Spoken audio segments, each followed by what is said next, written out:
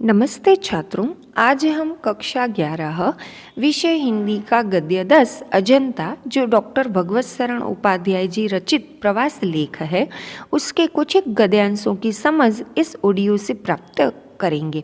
छात्रों, प्रस्तुत प्रवास वर्णन आधारित प्रथम 2 पाठ से हमने यह जाना व समझा कि चट्टानों को काटकर बनाई गई अजंता की बौद्ध, शैव व जैन गुफाएं अजंता गांव के समीप या निकट उत्तर मध्य महाराष्ट्र में स्थित है, जो अपनी बेनमून चित्रकारी या शिल्प चित्रों के लिए संपूर्ण विश्व में सुविख्यात है। यूनेस्को द्वारा विश्व धरोहर घोषित ये अजंता की गुफाएं भारतीय इतिहास में छात्रों कला के उत्कृष्ट ज्ञान को दर्शाती है। इन गुफाओं में अंकित विभिन्न शिल्प चित्रों की क्या क्या विशेषताएं हैं तथा किस प्रकार इन गुफाओं का निर्माण हुआ और कैसे शिल्प चित्रों को कुशल शिल्प कारीगरों के द्वारा बनाया गया तथा भगवान बुद्ध के शिल्प चित्रों की क्या क्या लाक्षणिकताएं या विशेषताएं हैं, इन सारी बातों का परिचय, जानकारी व समझ प्रस्तुत प्रवास लेख के प्रथम 2 पाठ से हमने प्राप्त किया।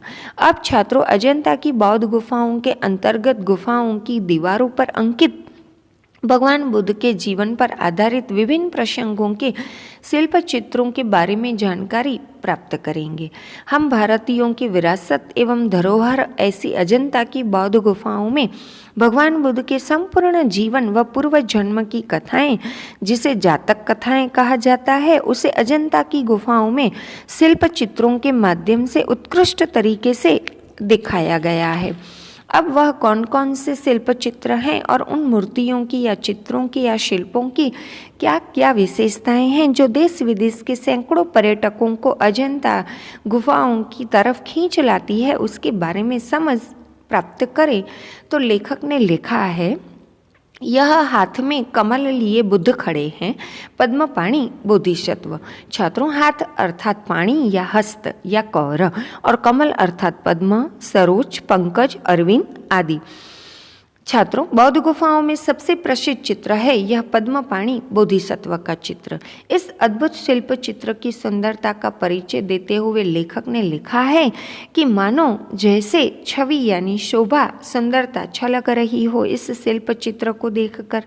उभरे खुले नयनों की आंखों की ज्योति यानी ज्योति पसरती यानी फैलती जाती है। अर्थात पद्म पाणी बोधिसत्व के प्रस्तुत शिल्प चित्र को देखकर छात्रों हमारी आंखें खुली की खुली रह जाती है और हमारी आंखों में उस चित्र को देखने के बाद एक विशेष चमक आ जाती है। इस पद्म पाणी बोधिसत्व के बेनमून शिल्प चित्र के बाजू में ही यशोधरा का, जो भगवान बुद्ध की सांसारिक जीवन में पत्नी रही, यशोधरा का शिल्प चित्र है। वह भी हाथ में कमल या पद्म की नाल या कमल जिस पर खेलता है या उगता है, वह डंडी या दंड को पकड़े त्रिभंग में खड़ी नजर आती है। छात्रों, त्रिभंग अर्थात जो 3 जगह से टेढ़ा हो, अर्थात जो 3 स्थानों से झुका हुआ हो, गर्दन, कमर और पैर में कुछ टेढ़ापन रहता है, तो उस मुद्रा को छात्रों त्रिभंग कहा जाता है। यशोधरा के मनोरम शिल्प चित्र के बाद भगवान बुद्ध के महाभिनिष्क्रमण का दृश्य छात्रों नजर आता है। सिद्धार्थ गौतम का बौद्ध प्राप्ति या ज्ञान प्राप्ति के हेतु किया गया गृह त्याग ही बौद्ध दार्शनिक संप्रदाय में महाभिनिष्क्रमण कहलाता है। भगवान गौतम बुद्ध ने 29 वर्ष की युवा अवस्था में ही छात्रों गृह त्याग कर दिया था। जब सिद्धार्थ गौतम की पत्नी यशोधरा एवं उनका पुत्र राहुल नींद में सोए हुए थे या खोए हुए थे, तब सिद्धार्थ या भगवान बुद्ध ने या गौतम ने अपने धड़कते हिया यानी कि हृदय को संभालते हुए दृढ़ निश्चय के साथ गृह त्याग कर दिया था। मध्य रात्रि किसी को भी मालूम न पड़े एवं बहुत ही संयम एवं नियंत्रण रखकर अपने हृदय, मनोभावों एवं आवेगों पर, और यही ज्ञान प्राप्ति के हेतु भगवान गौतम या बुद्ध के गृह त्याग को छात्रों यह संसार महाभिनिष्क्रमण के नाम से विशेष जानता है। आगे भगवान बुद्ध के भाई नंद का शिल्प चित्र है, जो अपनी पत्नी सुंदरी के द्वारा भेजा गया द्वार पर आए बिना भिक्षा के लौटे भाई बुद्ध को लौटाने जो आया था और जिसे भिक्षु या भिक्षुक बन जाना पड़ा था। वह नंद जो बार बार संग से भाग जाता और बार बार नंद को पकड़कर संग में वापस लाया जाता है। उस शिल्प चित्र के बाजू में ही यशोधरा पुत्र राहुल के साथ द्वार पर खड़ी यशोधरा का शिल्प चित्र है। जब उनके पास भगवान बुद्ध भिक्षा मांगने आए हैं, पर पति की तरह नहीं, भिखारी या भिक्षुक बनकर, वे अपनी पत्नी यशोधरा के पास आए हैं भिक्षा पात्र लेकर।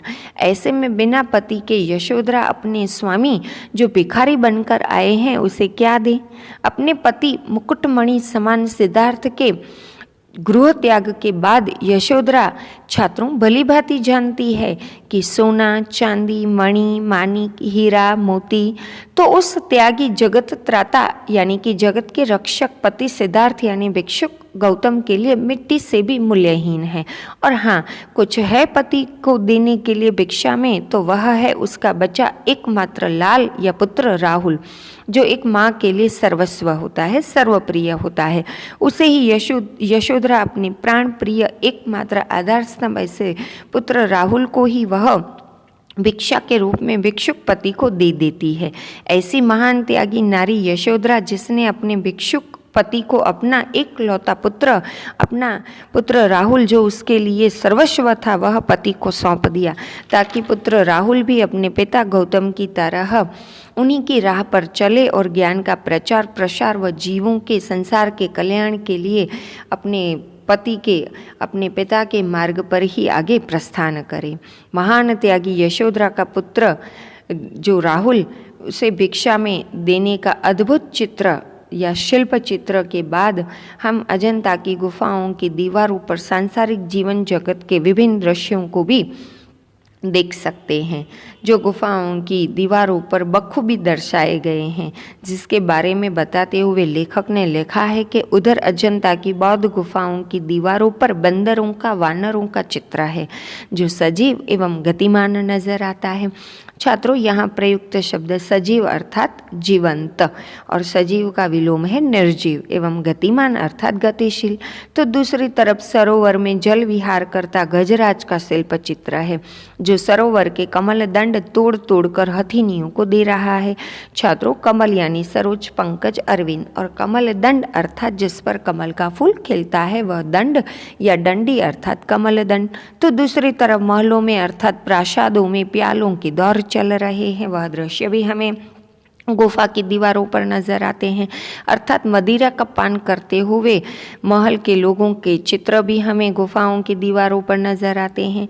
तो दूसरी तरफ वह रानी अर्थात छात्रों गौतम बुद्ध की माता माया देवी, जो गौतम बुद्ध या सिद्धार्थ के जन्म के बाद, सिद्धार्थ केवल 7 ही दिन के थे कि उनका देहांत हो गया था, तो माया देवी अपनी जीवन यात्रा समाप्त कर रही थी, उनका दम टूटा जा रहा था। यह चित्र गुफा की दीवारों पर हम देख सकते हैं।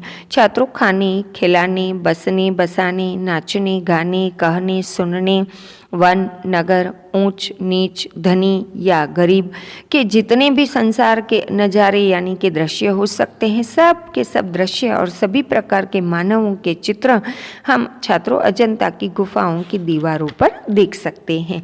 सारा संसार और संसार भर के अलग अलग स्तर के मानव और उन मानवों की जीवन शैली आदि सब अजंता की गुफाओं की दीवारों पर दृश्यमान है।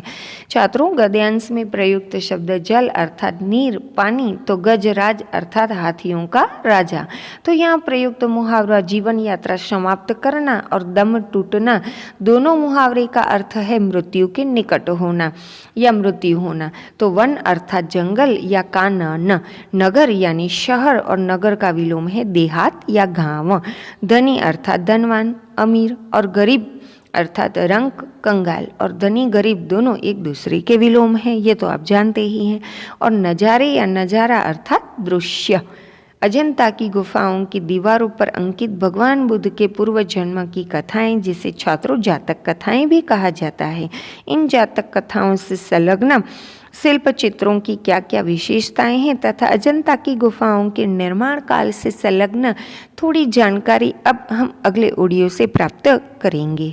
उम्मीद है इस ऑडियो के माध्यम से जिन जिन गद्यांशों को समझाया गया है उसे आप अच्छे से समझ गए होंगे।